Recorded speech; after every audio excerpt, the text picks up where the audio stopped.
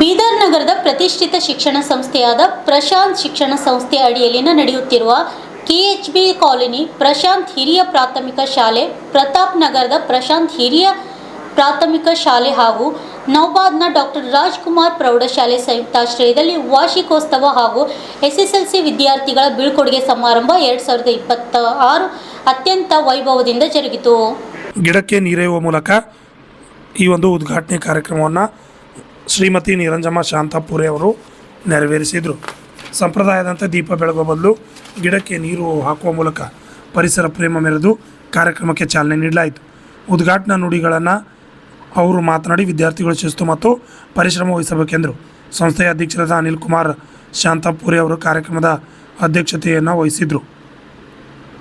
2026ನೇ ಸಾಲಿನ SSLC ಪರೀಕ್ಷೆಗೆ ಸಿದ್ಧರಾಗಿರುವ ವಿದ್ಯಾರ್ಥಿಗಳಿಗೆ ಆತ್ಮೀಯವಾಗಿ ಬೀಳ್ಕೊಡಲಾಯಿತು. ಈ ಸಂದರ್ಭದಲ್ಲಿ ಹಿರಿಯ ವಿದ್ಯಾರ್ಥಿಗಳು ಶಾಲೆಯೊಂದಿಗಿನ ತಮ್ಮ ಸವಿ ನೆನಪುಗಳನ್ನು ಹಂಚಿಕೊಂಡಿದ್ದರು.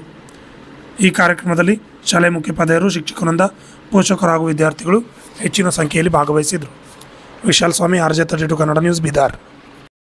ಪರಿಶ್ರಮ ಪಟ್ಟು ಇನ್ನೂ ಒಂದು ಸರ್ ಹೇಳಿದಂಗೆ ಏನಂದರೆ ಇನ್ನೂ ಒಂದು 8 ದಿವಸ ಇದೆ, 9 ದಿವಸ ಇದೆ ಅಂದರೆ ತಾವೆಲ್ಲರೂ ಮನೆಯಲ್ಲಿ ಶ್ರದ್ಧೆಯಿಂದ ಶಿಕ್ಷಕರು ಹೇಳಿರುವಂತಹ ಪಾಠಗಳನ್ನು ಮತ್ತೆ ರಿಪೀಟ್ ಮಾಡೋದ್ರ ಮುಖಾಂತರ ಏನಾದರೂ ಕೊನೆಯ ದಿನಗಳಲ್ಲಿ ಇರುವಂತಹ ಏನಾದರೂ ಕ್ವಶನ್ಸ್ಗಳಿಗೆ ಇರುವಂತಹ ಕ್ವಶನ್ಸ್ಗಳೇ ಆಗಲಿ, ಡೌಟ್ಸ್ಗಳೇ ಆಗಲಿ ಟೀಚರ್ಗಳಿಗೆ ನೀವು ಕಾಂಟ್ಯಾಕ್ಟ್ ಮಾಡಿಬಿಟ್ಟು ಅವುಗಳನ್ನು ಕ್ಲಿಯರ್ ಮಾಡ್ಕೊಳ್ಳಿ.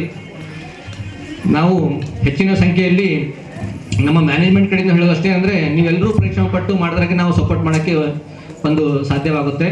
ಅದಕ್ಕೋಸ್ಕರ ನಮ್ಮ ಮ್ಯಾನೇಜ್ಮೆಂಟ್ ಕಡೆಯಿಂದ ಇನ್ನೂ ಹೆಚ್ಚಿನ ಸಂಖ್ಯೆಯಲ್ಲಿ ಮಕ್ಕಳು ಬರುವಾಗ ಆಗಲಿ ಅಥವಾ ರಿಸಲ್ಟ್ ಬರೋದಕ್ಕೋಸ್ಕರ ಏನಾದರೂ ನಮಗೆ ತಮ್ಮ ಸಲಹೆಗಳು ಇದ್ದರೆ ಅಥವಾ ತಮ್ಮ ಸೂಚನೆಗಳಿದ್ದರೆ ಅಥವಾ ತಮ್ಮ ಯಾವುದಾದ್ರೂ ಅನಿಸಿಕೆಗಳಿದ್ದರೆ ನಮ್ಮಲ್ಲಿ ಹಂಚಿಕೊಂಡ್ರೆ ನಾವು ಡೆಫಿನೆಟ್ ಆಗಿ ಮ್ಯಾನೇಜ್ಮೆಂಟ್ ಕಡೆಯಿಂದ ನಾವು ಪ್ರಯತ್ನ ಪಡ್ತೇವೆ.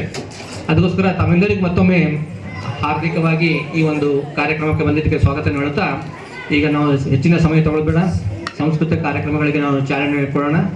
ಏನಂದರೆ ನಮ್ಮ ಶಾಲೆ ಪ್ರಶಾಂತ್ ಹಿರಿಯ ಪ್ರಾಥಮಿಕ ಶಾಲೆ ಬೀದರ್, ಅದೇನೆಂದರೆ 1979-80ರಲ್ಲಿ ಸ್ಟಾರ್ಟ್ ಮಾಡಿದ್ವಿ.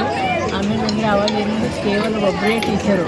ಅವಾಗೇನಂದ್ರೆ ಭಾಳ ಪ್ರಯತ್ನ ಮಾಡಿ 50 ಹುಡುಗರಿಗೆ ಜಮಾ ಮಾಡಿದೆವು. ಅದರಲ್ಲಿ ಮತ್ತೇನಂದರೆ ಕ್ಯಾಂಟೀನ್ಗೆ 2-3 ವರ್ಷ ತಕ್ಲೀಫ್ ಆದರೂ ಕೂಡ ನಾವು ಫ್ರೀಯಾಗಿ ದುಡಿತಾ ಹೋಗಿದ್ದೇವೆ.